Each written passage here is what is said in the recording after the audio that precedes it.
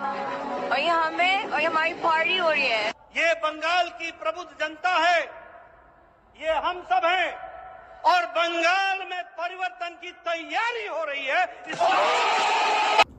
सही में पार्टी तो हो रही है क्योंकि वेस्ट बंगाल के इलेक्शन इस बार शायद पार्टी का समा लेके आए बीजेपी के लिए, क्योंकि जिस तरीके से पिछले इलेक्शन में 3 सीट जीतने वाली पार्टी पूरे दमखम के साथ इस इलेक्शन को जीतने की होड़ में लग गई है, वो तो यही दर्शा रहा है कि बीजेपी पीछे हटने वालों में से नहीं है।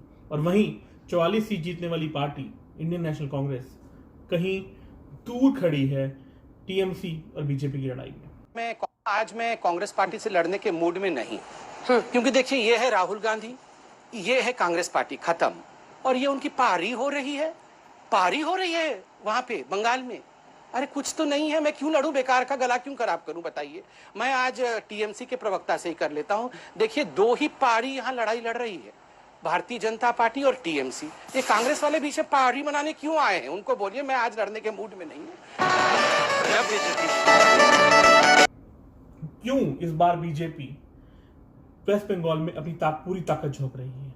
क्यों उन्होंने कैंपेनिंग इलेक्शन डिक्लेयर होने से 6 महीने पहले ही शुरू कर दी थी? क्यों उनके बड़े बड़े नेता ऑलरेडी वहां पर जाकर पूरा दमखम झोंक रहे थे? उसकी वजह बहुत साफ है। बीजेपी एक क्लियर मैसेज देना चाहती है अपने विपक्षियों को कि वो हमेशा किले जा रहे हैं, वो रीजनल पार्टीज का खात्मे की तरफ बढ़ रहे हैं ताकि वो कांग्रेस को हेड ऑन ले सकें। वहीं कांग्रेस कहीं ना कहीं हार मान चुकी है, जो नजर आ रहा है फिलहाल वेस्ट बंगाल में, जहां पर टीएमसी और बीजेपी कंटिन्यूसली रैलीज और बातें कर रहे हैं इलेक्शन को लेकर। वहीं कांग्रेस पिछड़ी नजर आ रही है अभी तक की लड़ाई में, और कहीं ना कहीं ट्रेंड्स भी यही शो कर रहे हैं कि इस बार लड़ाई बीजेपी और तृणमूल कांग्रेस में होगी। क्या मूल मुद्दे हैं वेस्ट बंगाल के?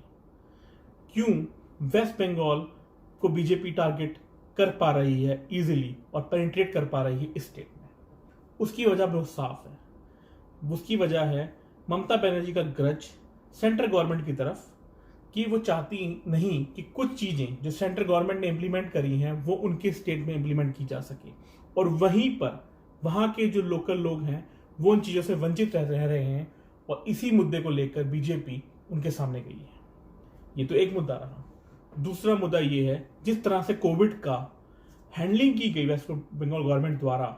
जब इनिशियल फेज में जब पीपीई किट जा रही थी तो उसको लेने से मना कर दिया वेस्ट बंगाल गवर्नमेंट ने, ये कहकर कि नहीं ये किट ठीक नहीं है, खराब है, जो भी है। उस समय भी लोगों को फिर से ये लगा कि उनके मूलभूत आधार को नहीं मिल पा रहा उन्हें, और जो वो डिजर्व करते हैं।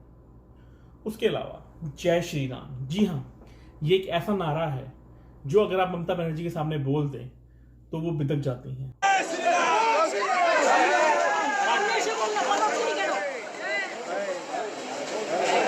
वो बिलक जाती हैं, वो गुस्सा हो जाती हैं। ऐसे ही कुछ 3 वाक्य पिछले 3-4 सालों में वेस्ट बंगाल में देखने को मिले, जब जय श्री राम के नारे सुनकर वो बिलक गई और कहीं ना कहीं बहुत गुस्सा हो गई, और ये तक बोला कि मैं उनके खिलाफ एक्शन लूंगी, क्योंकि वो ये समझती हैं कि उनका झुकाव एक स्पेसिफिक कम्युनिटी की तरफ है, जो बहुत ही जायज है पॉलिटिक्स के तौर पर अगर देखा जाए तो, क्योंकि वो सभी पार्टीज करती हैं, क्योंकि वो उनके वोट बैंक होते हैं। और जब उस कम्युनिटी की वोट परसेंटेज बहुत हाई लेवल पे हो जाती है किसी एक स्टेट में, तो ऑटोमेटिकली पॉलिटिकल पार्टी उससे टैप इन करने की कोशिश पूरी तरह करती है, और यही वजह है कि वो भी जय श्री राम से दूर रह रही हैं। यही कुछ मूलभूत मुद्दे हैं जो बीजेपी पेनिट्रेट करने में पॉसिबल हो रही है और लोगों तक अपनी बात पहुंचाने में पॉसिबल हो पा रही है। हालत तो ये है कि जय श्री राम कहने वालों को दीदी गिरफ्तार करवाकर जेल भेज रही है, क्योंकि बीजेपी स्पष्ट रूप से ये जानती है कि कैसे आम इंसान की मुद्दों को या बातों को अच्छे तरीके से प्रेजेंट किया जा सकता है, क्योंकि उनके बोलने के लहजे और तरीके इस प्रकार के होते हैं कि लोगों के दिल को जरूर छू जाते हैं। और यही वजह है कि बीजेपी इस समय एक बहुत मजबूत कंपटीशन थ्रो कर रही है टीएमसी के सामने, और यही वजह है कि टीएमसी में फूट भी पड़ रही है, क्योंकि उनको दिख रहा है कि कहीं ऐसा ना हो जाए जैसा बहुत से स्टेट्स में होता है कि जब लोग इस तरीके से वोट करते हैं कि क्यों ना हम जो सेंट्रल गवर्नमेंट में गवर्नमेंट है उसी को स्टेट लेवल पे लेकर आ जाए, ताकि ऑटोमेटिकली हमें उन चीज़ों से मुहैया हो पाए जो उससे हमें वंचित रखा गया दूसरी गवर्नमेंट द्वारा, जिसे एंटी इनकम्बेंसी भी कहा जाता है अलग अलग जगहों पे।